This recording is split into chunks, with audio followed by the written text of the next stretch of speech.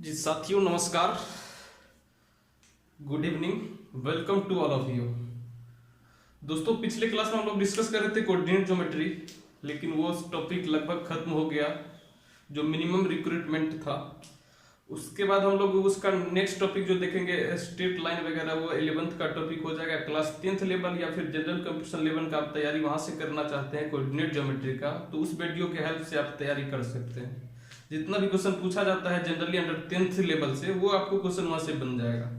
अब यदि class 11th और 11th का मतलब मेनली 11th का पोर्शन देखोगे तो उसी में कोऑर्डिनेट ज्योमेट्री दिया है, hyperbola, parabola, ellipse, straight line, ये सब का डिस्कस उसी में किया गया है। उस चीज को डिस्कस करेंगे जब कुछ दिन बाद। जो यदि अभी डिस्कस करने से इसलिए फायदा नहीं है कि जो लोग 11th में गए हैं उनको बेसिक थोड़ा स्टैंडर्ड करना पड़ेगा, जो लोग 12th में चले गए हैं तो उनको 12th पढ़ना पड़ेगा, 11th वो देखेंगे नहीं। इसलिए मेरे समझ से उसको डिस्कस करना ज्यादा उचित नहीं रहेगा, इसलिए मैंने उसको स्किप कर दिया फिलहाल।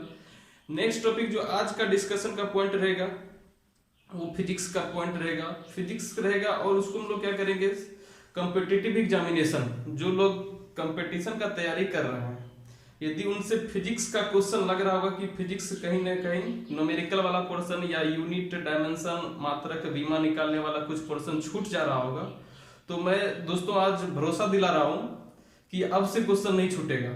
यदि आप मेरे वीडियो को देख लेते हैं और ध्यान से देखते हैं उसको बारीकी से, लगभग मैं बता दूं वीडियो 30 मिनट के वीडियो आएंगे। एवरी वीडियो का जो ड्यूरेशन रहेगा वो 30 मिनट रहेगा और टोटल नंबर ऑफ वीडियो 6 से 7 रहेंगे। इतना वीडियो यदि आप देख लेते हैं सही से तो आपको फिजिक्स से क्वेश्चन नहीं छूटेगा। और सबका पैटर्न सेम रहेगा बस, लेकिन उसको क्या करेंगे हम लोग 5 से 6 वीडियो बना देते हैं। फिजिक्स को 2 से 3 वीडियो में खत्म कर देना भी उतना उचित नहीं रहेगा, नहीं तो फिजिक्स की बेइज्जती हो जाएगी। इसलिए उसको थोड़ा स्टैंडर्ड करने के लिए 5 से 7 वीडियो बनेंगे, उसको आप बारीकी से देखेंगे तो मुझे जैसा लगता है, खास करके मैं भरोसा दिला रहा हूं कि न्यूमेरिकल वाला पोर्शन नहीं छूटेगा, यूनिट वाला पोर्शन नहीं छूटेगा, डायमेंशन वाला पोर्शन नहीं छूटेगा, और साइंटिस्ट वगैरह कौन साइंटिस्ट किस स्टेटमेंट से रिलेटेड थे वो सब जो स्टेटमेंट है वो सब नहीं छूटेगा क्वेश्चन, वो नहीं छूटेगा। तो फिर फिजिक्स में मेनली आप लोग अब किस पैमाना को हम लोग किस डिवाइस में मेजर करते हैं वो सब भी क्वेश्चन नहीं छूटेगा। तो मतलब डिवाइस का नाम या डिस्कवरी वो सब यदि नहीं छूटता है तो फिजिक्स में क्वेश्चन बेसी बचता नहीं है, ठीक है। इसलिए आप लोग से अनुरोध है, निवेदन है कि आप वीडियो को बारीकी से देखें। यदि फिजिक्स में लग रहा होगा कि मेरा क्वेश्चन छूट जाता है तो ठीक है। तो बेसिक देखते एकदम बेसिक लेवल से चलेंगे, फिजिक्स जहां से स्टार्ट होता है वहीं से हम लोग डिस्कस करेंगे। तो देखते हैं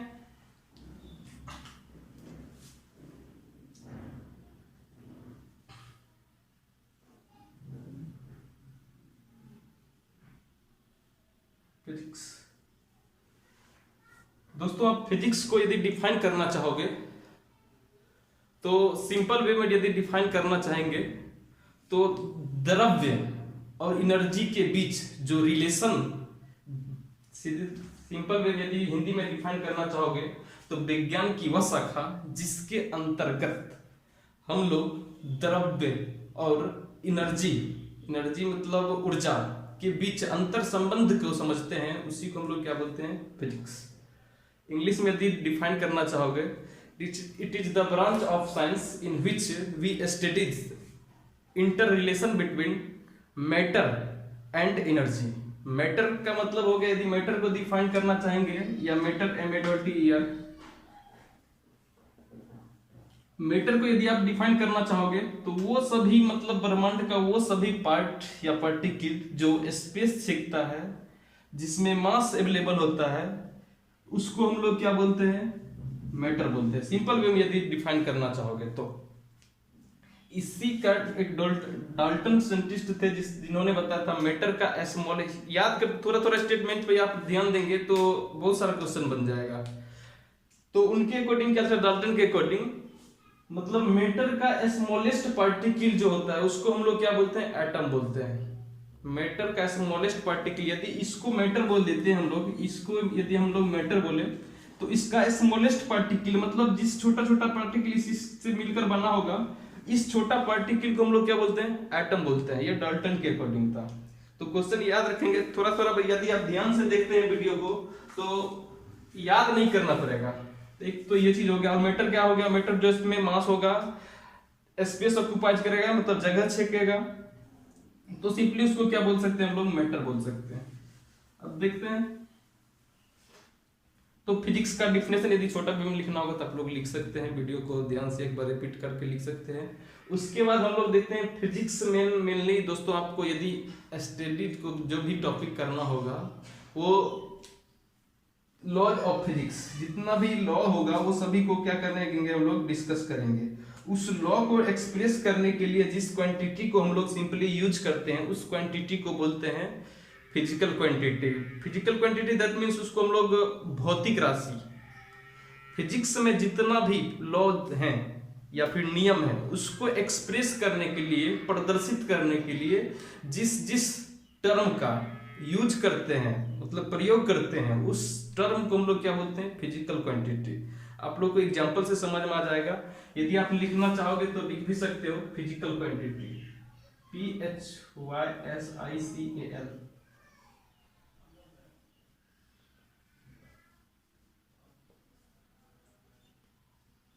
दोस्तों फिजिकल क्वांटिटी का हिंदी हो जाएगा भौतिक राशि। आप थोड़ा सा जो हिंदी कोशिश करेंगे लिख लेने का, निवेदन है छोटा छोटा सा, हम कोशिश करेंगे लिख भी देने का। आप इसे लिख ही देते हैं भौतिक राशि।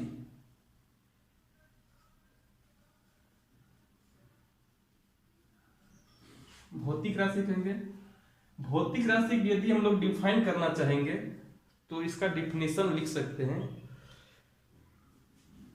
वो सभी, इंग्लिश पहले देख लेते हैं फिर हिंदी में लिखेंगे। The fundamental term which is used to express the laws of physics. Physics के नियम को प्रदर्शित करने के लिए जितने पद को हम लोग यूज करते हैं फिजिक्स में, उसी पद को हम लोग क्या बोलते हैं? Physical quantity. जैसे आपको यदि एग्जांपल में देखना होगा, फिजिकल क्वांटिटी के एग्जांपल में देखेंगे। Example of physical quantity, example लिख लीजिए। क्या हो जाएगा? वेलोसिटी, वेलोसिटी हो गया, लेंथ हो गया, मास, टाइम। आप लोग हिंदी इसका भी लिख सकते हैं। वेलोसिटी का हो गया वेग, लेंथ का लंबाई, मास का हो जाएगा द्रव्यमान, टाइम का समय। तो ये सब फिजिक्स में जितना भी टर्म आपको याद आएगा, जितना भी ये आप लोग आज तक पढ़ेंगे, वेग, वेलोसिटी, विस्थापन, समय, बल, ऊर्जा, वर्क, ये सब के सब क्या है? फिजिकल क्वांटिटी है।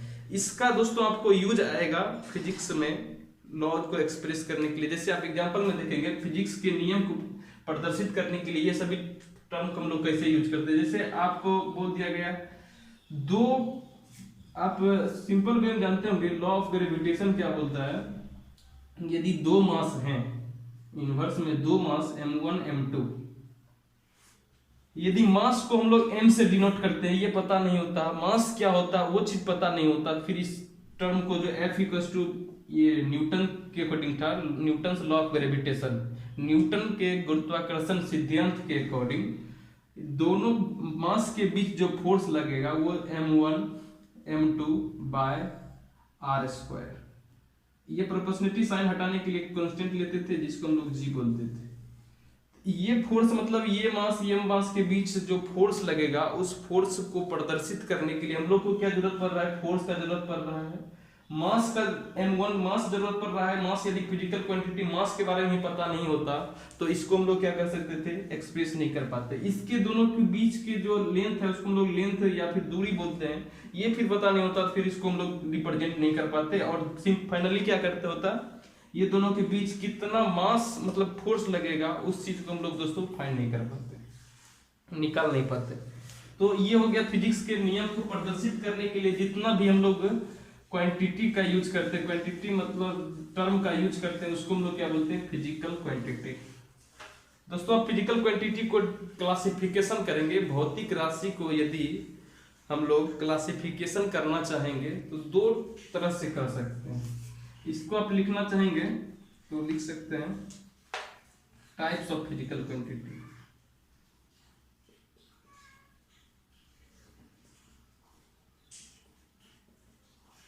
फिजिकल क्वांटिटी क्वेश्चन पे चलेंगे हम लोग, थोड़ा सा बेस बनाना जरूरी है। एक बार आप चाहेंगे डायरेक्ट क्वेश्चन पे जाना तो थोड़ा सा क्वेश्चन तो बनेगा ही, लेकिन थोड़ा बेसिक होना चाहिए कॉन्फिडेंस बढ़ाने के लिए। मतलब आपको यदि बेसिक कुछ पता है डिफिनेशन वाला टर्म, तो आपको क्या लगेगा खुद में। सबसे बड़ी चीज है दोस्तों पढ़ाई में कॉन्फिडेंस। जिसके पास कॉन्फिडेंस हो गया वो क्या कर जाएगा, सक्सेस कर जाएगा। जिसके पास कॉन्फिडेंस नहीं है उसका सफलता पाना बहुत मुश्किल हो जाएगा। तो खुद में कॉन्फिडेंस बनाइए कि मुझे भी कुछ आता है। इसके लिए क्या करेंगे, बेसिक टर्म थोड़ा सा पढ़ेंगे, एक दो टॉपिक होगा। इसको आप यदि क्लासिफिकेशन कर लेना चाहेंगे, इसका हिंदी यदि लिखे तो भौतिक राशि के प्रकार, हिंदी आप लिख लीजिए।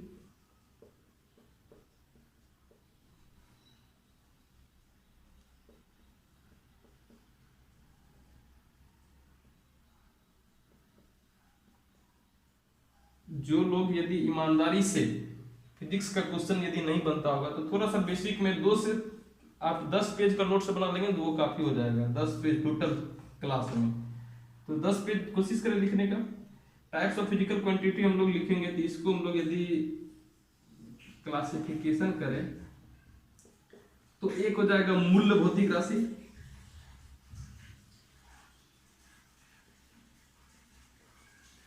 मूल भौतिक राशि,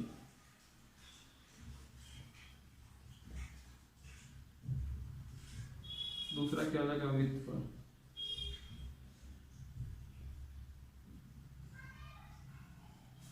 इसको हम लोग बोलते हैं फंडामेंटल।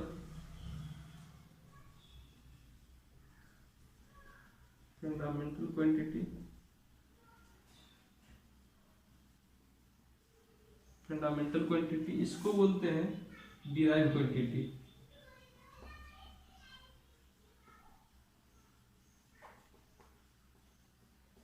इसको आप डिराइव क्वांटिटी बोलेंगे। तो दोस्तों मैंने शुरू एक बार फिर से रिपीट कर देते हैं। फर्स्ट में देखे थे डिफिनेशन फिजिक्स का।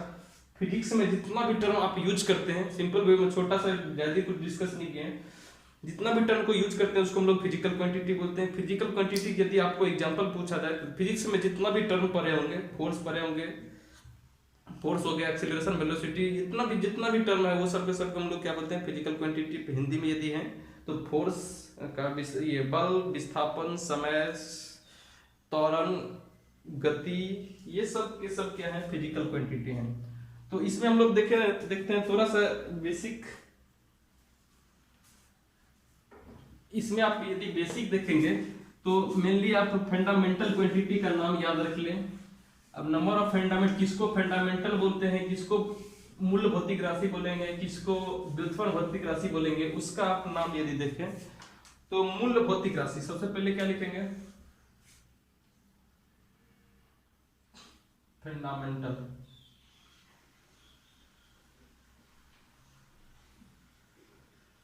फंडामेंटल क्वांटिटी,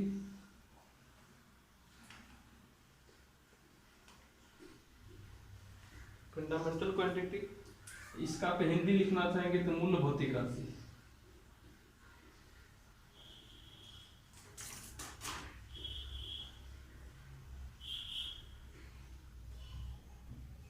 मूल भौतिक राशि।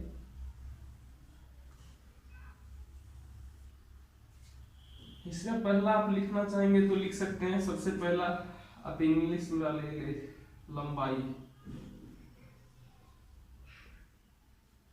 पहला लिखिए लंबाई, दूसरा लिखेंगे समय, तीसरा लिखेंगे द्रव्यमान, द्रव्यमान, फोर्थ लिखेंगे विद्युत धारा।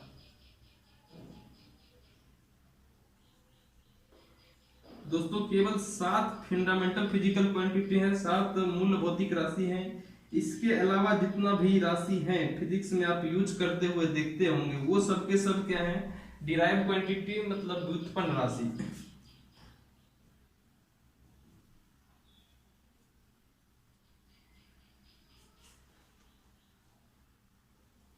ज्योति तीव्रता, इसका इंग्लिश होता है ल्यूमिनस इंटेंसिटी, इंग्लिश भी लिख देते हैं 5-6।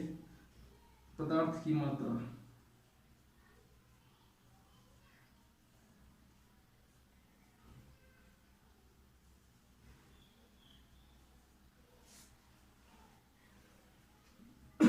और है, एक और है, तो देखते हैं क्या है। इस इंग्लिश से हो जाएगा इसका क्या,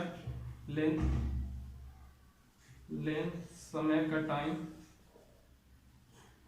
द्रव्यमान का हो जाएगा मास। विद्युत धारा इलेक्ट्रिक करंट, इलेक्ट्रिक करंट। ज्योति तीव्रता का होता है luminous intensity.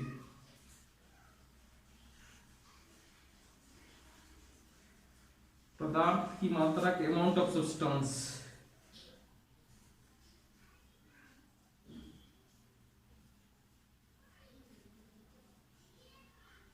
Amount of substance. Last में जो हमारा आएगा, लेंथ हो गया, समय हो गया, द्रव्यमान, विद्युत धारा, ज्योति तीव्रता, पदार्थ की मात्रा। एक छूट रहा है, एक छूट क्या रहा है, हाँ, टेम्परेचर। टेम्परेचर का हो जाएगा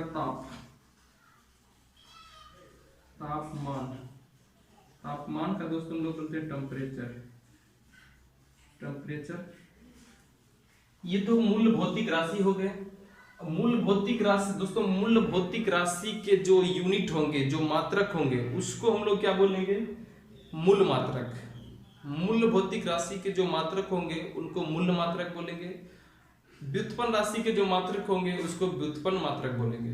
बस केवल ये 7 को फंडामेंटल यदि आपको याद होता है, 7 मूल भौतिक राशि यदि आपको याद हो जाते हैं, तो जितना भी डिराइव क्वांटिटी है उनको आपको याद नहीं करना है। ये 7 यदि आपको याद हो गए तो ये 7 से आप क्या कर सकते हैं, जितना भी क्वांटिटी आज तक आपने फिजिक्स में पढ़ा होगा सबके सब का क्या कर सकते हैं हम लोग, यूनिट इजी वे में फाइंड कर सकते हैं।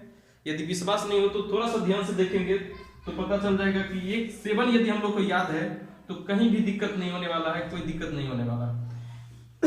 इसमें दोस्तों हम लोग देते हैं, इसके मूल भौतिक राशि के जो मात्रक होंगे उसको बोलेंगे मूल मात्रक। तो हम लोग लिखते हैं मूल मात्रक।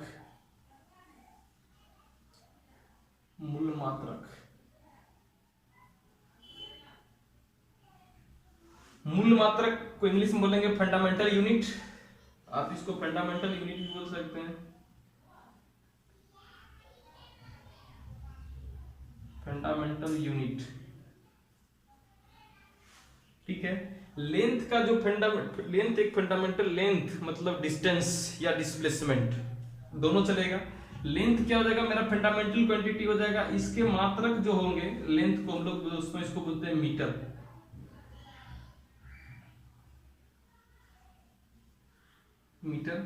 टाइम का मात्रक जो हो जाएगा वो सेकेंड।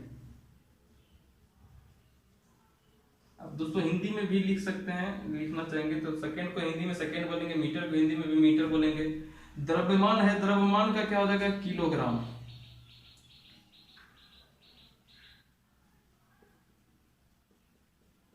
इसको आप लिख लीजिए किलोग्राम, केजी। इसका हो जाएगा इलेक्ट्रिक करंट का एम्पियर।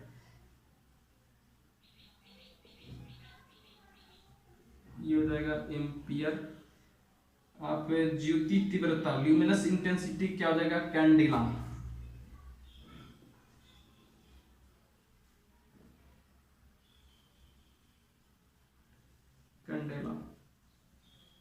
कैंडेला हो जाएगा कैंडेला। आप इसका देखेंगे पदार्थ अमाउंट ऑफ सब्सटेंस का मात्रा क्या हो जाएगा, मोल। हिंदी भी मोले होगा, इंग्लिश मोल, हिंदी मोल। टेम्परेचर का क्या होगा, तापमान का केल्विन।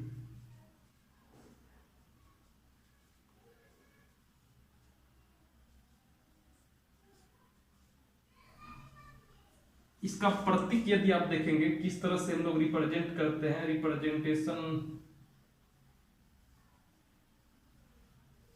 सिंबल। रिप्रेजेंटेशन का इंग्लिश होता है सिंबल। आप सिंबल देखेंगे, प्रतीक। बस एक प्रतीक यदि आप देखेंगे, लेंथ का ये क्या होता है, शॉर्ट में आप जहां भी देखेंगे तो मीटर देखेंगे। आप यदि सेकेंड का जहां भी देखेंगे, सेकेंड का क्या लिखा हुआ होगा, सेकेंड को आपको लिखा हुआ होगा एस। किलोग्राम का केजी सिंबल हो जाएगा। एम्पियर का ए रहेगा सिंपल दोस्तों। कैंडिला का आपको CD जहां भी देखे जिसका मतलब क्या हो जाएगा कैंडिला। मोल के लिए आपको MOL मोल का यूज किया हुआ रहेगा। केल्विन के लिए आपको क्या यूज किया हुआ अगर के, सिंपल केल्विन को हम लोग के बोलते हैं। दोस्तों आपको यदि बीमीय सूत्र लिखना है, बीमीय सूत्र यदि लिखना है, इसको हम लोग बोलते हैं डायमेंशनल फॉर्मूला।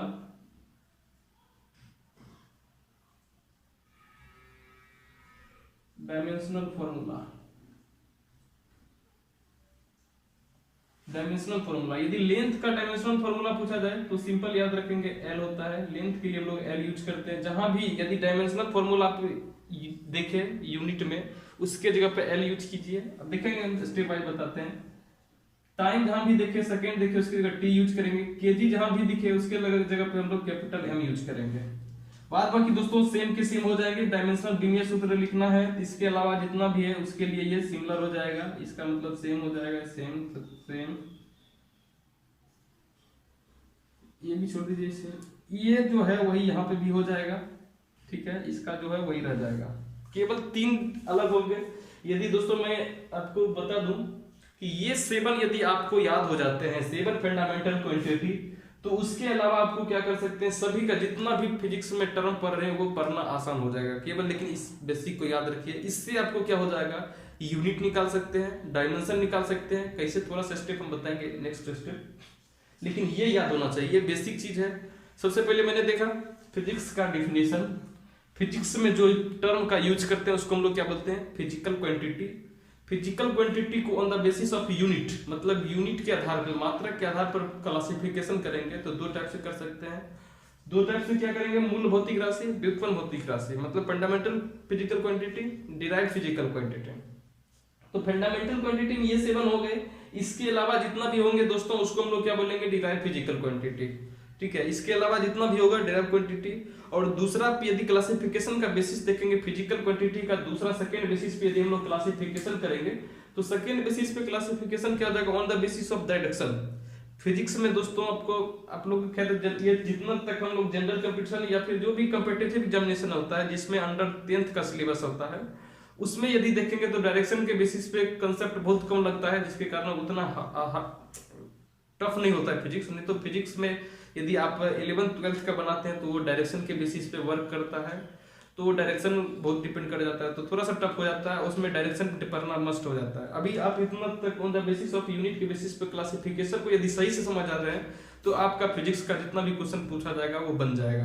तो आप इसको बारीकी से देखिए, स्क्रीनशॉट ले लीजिए, या फिर मेरे समझ से आप थोड़ा सा 10 पेज, मैंने बोला आपसे रिक्वेस्ट किया 10 पेज आप नोट्स बना लो।